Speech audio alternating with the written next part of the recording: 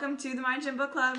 Hanging out with you every single day at 10 a.m. to talk about my favorite book of all time. Page 35, Responsibility Psychology. So basically we're going to talk today about controlling what you can. Let's start with the quote.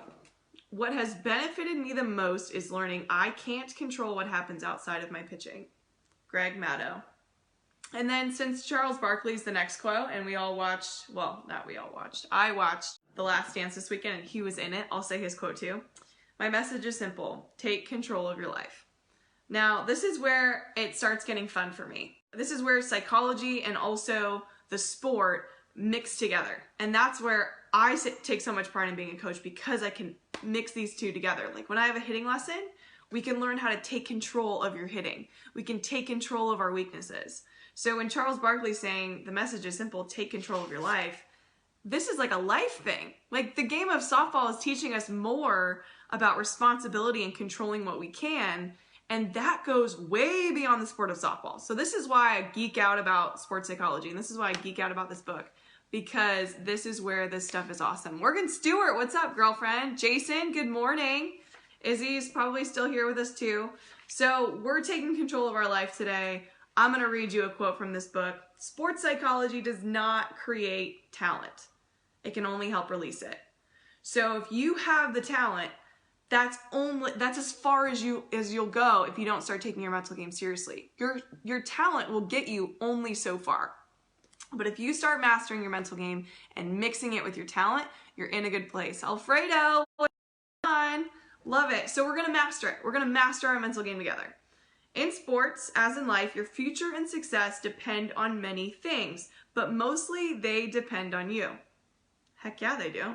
You have the responsibility to shape your life. You are the person who pushes yourself forward or holds yourself back. I was always my worst enemy. I am the reason why I am a head case. I am the reason why I struck out 4 times in a row. It wasn't my talent, it was this, not making an adjustment, not taking control sooner. So remember, you're in control here. Not your mom, not your dad, not your teammates, not your coach. You're in control of your destiny. The power to succeed or fail is yours alone. People don't even like to say the word failure. But if you look at failure as an opportunity to grow, you're in a good place. So we want to be able to take our failures, use it as an opportunity. I'm just going to keep going. One of the great powers we have is the power to choose.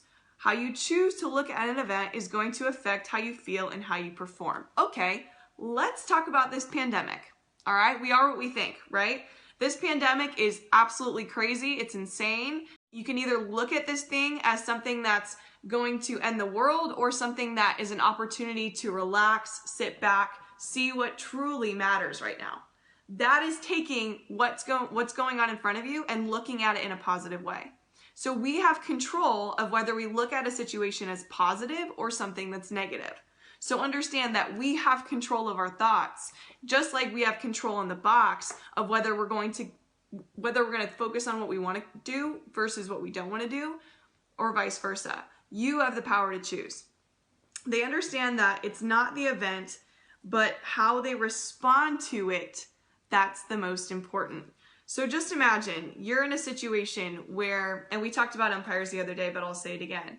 You get called out on a strike 3, and it's clearly not a strike, okay? You didn't swing because it wasn't even close. It's clearly not a strike, but the umpire thought it was, he called you out. How you respond to that at bat and to the fact that he just took the bat out of your hands, how you respond is how you're gonna show up for the rest of the game. If you respond in a negative way and you roll your eyes and you say, what? And you let that thing linger for the rest of the game, you're not going to succeed the rest of that game. I hope this is making sense. And you probably can relate to this comment. You've probably been there because I've been there.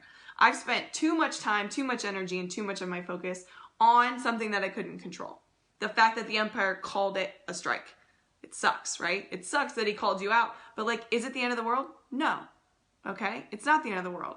But here's the deal. He's calling that pitch. You want to look at that as an opportunity to say, okay, well, if she throws me that again, he's probably going to call it a strike. So I guess I need to go for that pitch next time. Use your situation in a positive way. I'll end with this. While you can't always control what happens, you always can control how you respond to it. How you respond to failure is what a lot of coaches look at.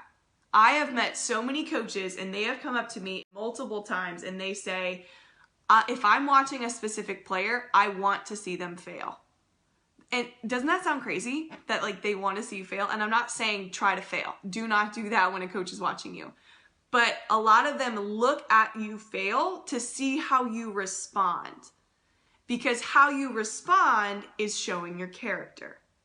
So if you don't get a call that goes your way, it's not the end of the world. You're going to have another opportunity. And whether you show up and make the most of the opportunity has to do specifically with how you react to it. I told this to a team that I met with this weekend, that I was committed to Purdue already. And I was at a tournament and Purdue was in the stands. They were watching this game. And I was playing center field at the time. I had a routine pop up, like straight to me. I think I came in a couple steps. I go to make this catch and it pops out of my glove and falls on the ground.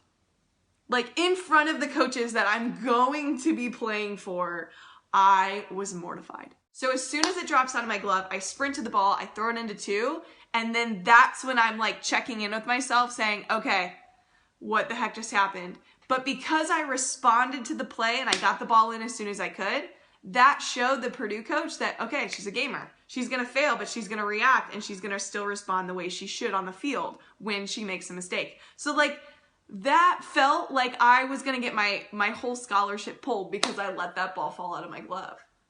But because I responded in a positive way, because I picked up the ball and got it in as soon as I could, instead of cry and feel bad and like have my teammate pick it up, if I would have done that, then my scholarship probably would have been pulled because she saw that. So remember, it's how you react to situations. Last but not least, it's not the situation, but how you respond to it that makes the difference, all right? The difference between the MLB players that are there for years and the MLB players that get there and they fall out. Some of them, the reason why they fall out, hey Christina, is because they responded negatively to situations and therefore, hey Jackie, and therefore it just completely messed them up here. So how you respond to situations is going to dictate how far you get in this game. If you cannot take something that doesn't go your way, for example, I used to get called out on stealing early every once in a while because I was early, okay? I would leave probably this early, but from the eyes of an umpire, like 1 times out of 10 do they call me out. So in my mind, like that's worth it. That's worth the risk, right? So when they call me out, I'm not gonna argue it. I'm not gonna say, what the heck? I can't control what the umpire is calling, right?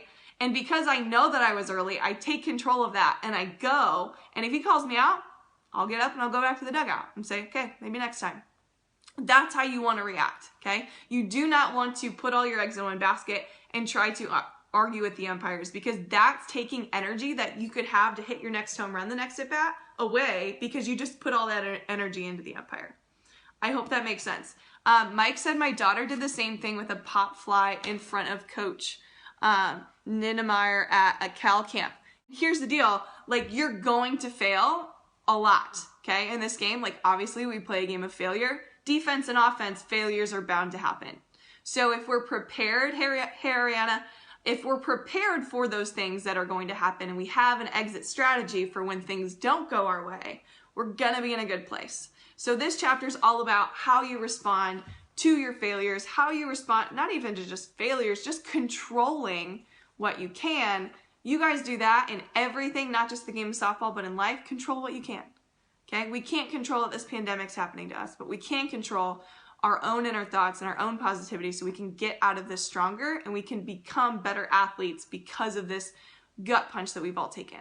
All right, I hope that makes sense. Control what you can control. That was today's chapter of Mind Gym. Tomorrow, the chapter is called Getting Over Yourself. If you want to read and you have this book and you want to get ahead of the game, read this chapter before we talk about it. But that's going to be tomorrow, and that's on page 40 of Mind Gym. All right, control what you can control today. I'll see you guys tomorrow. Happy Cinco de Mayo.